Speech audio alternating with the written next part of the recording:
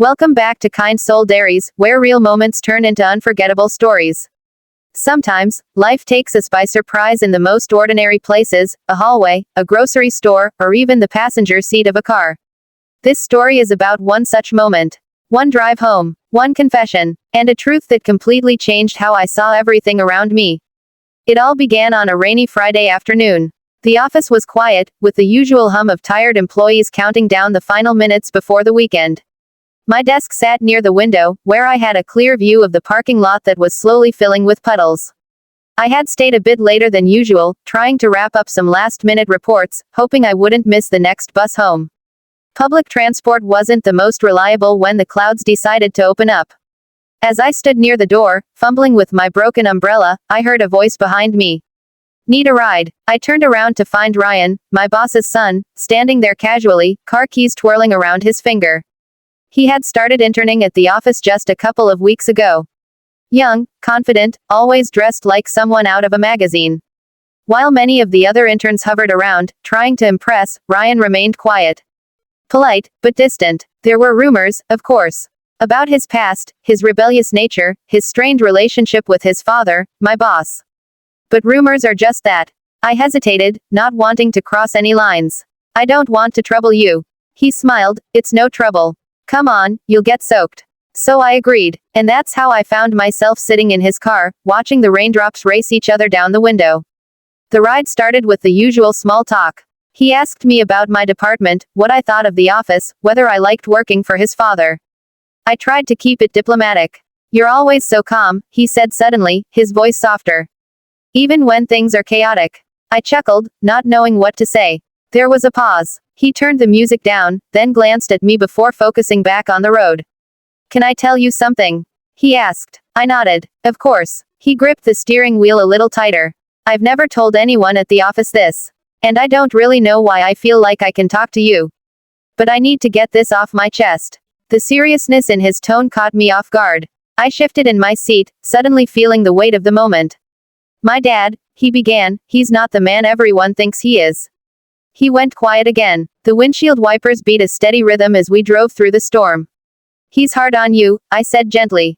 "Everyone notices." "It's not just that," Ryan said, his voice cracking slightly. He wasn't always like this. There was a time when I admired him. He used to take me fishing, teach me how to ride a bike, sit by my bed when I had nightmares. But somewhere along the way, something changed. He exhaled deeply, as though each word cost him something. "My mom left when I was 10. Packed a bag, kissed me goodbye, and said she couldn't live like that anymore." I didn't understand what she meant then. But I do now. I looked over at him. His eyes were fixed on the road, but his jaw was tight, and his hands were clenched. He started drinking. At first, it was quiet, just a beer after dinner. But then the beer turned into whiskey. And the quiet turned into shouting. A knot formed in my throat. I wasn't expecting this. There were nights, he continued, when I'd lock myself in the bathroom just to get away from the sound of glass breaking. From the way he'd yell at the walls like they were people who'd betrayed him. The rain outside grew heavier, matching the atmosphere in the car. I tried to be perfect. Good grades, clean room, stayed out of trouble, but nothing worked. He'd look at me and see her, my mother. He told me that once, when he was drunk. Said I had her coward eyes. He laughed bitterly. I wanted to say something. Anything. But I knew it wasn't the moment for advice. It was a moment to listen. I started acting out in school. Got suspended. Tried things I shouldn't have. My way of screaming without words. And then I got arrested. My eyes widened. That part one hadn't heard in the office gossip.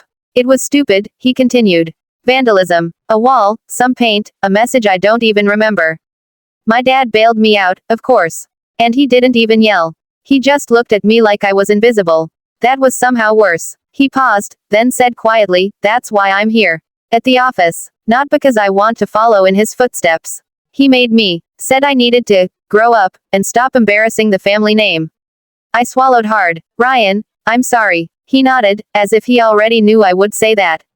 But there was more. I could feel it. Then came the part that truly shattered me. "I used to think about ending it," he whispered. "When I was 16. I even wrote a letter." My breath caught. The world around us slowed. The rain, the car, the heartbeat in my ears. No one knew. Not my friends, not my dad, not even my therapist. But I kept it all inside until it nearly broke me. There was a silence so deep, I could hear my own pulse. I didn't go through with it, he added. Obviously. But not because I found some sudden hope. I didn't want him to win. Tears stung the corners of my eyes. I turned my head toward the window, pretending to be fascinated by the city lights, anything to stop the emotion from showing. And now I'm here, he said. Pretending, smiling, playing the part of the boss's son. But some days, I still feel like I'm barely holding it together. We stopped at a red light. The rain had slowed to a drizzle. I finally looked at him. Really looked. I'm glad you didn't go through with it, I said. The world needs more people who survive their darkness. Who live to tell the story. He blinked, surprised. No one's ever said that to me, he said. They just tell me to be strong, to move on, to think positively. Maybe that's not what you need, I replied. Maybe you just need someone to hear you. He smiled for the first time in a while.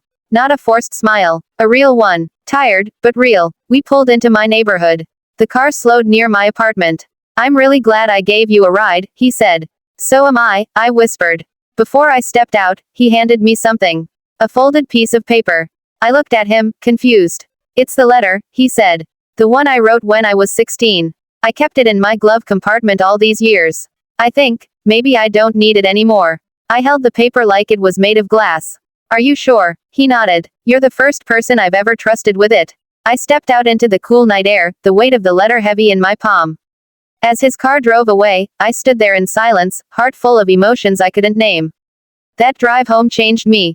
It reminded me how much we all carry. How much is hidden behind smiles, designer clothes, and polite nods in hallways. It reminded me that sometimes, the strongest people are the ones still fighting battles no one else can see. Ryan showed me that vulnerability isn't weakness, it's courage. That opening up, even in the front seat of a car, can be the beginning of healing. And as I unfolded the letter that night, I didn't read it. I burned it, not because his pain didn't matter, but because he had finally let it go. And maybe, just maybe, that's what freedom looks like. Thank you for listening to this story. If it touched your heart, share it. You never know who might be silently holding on to their own version of the letter. Stay kind, stay present, and remember, every soul has a story.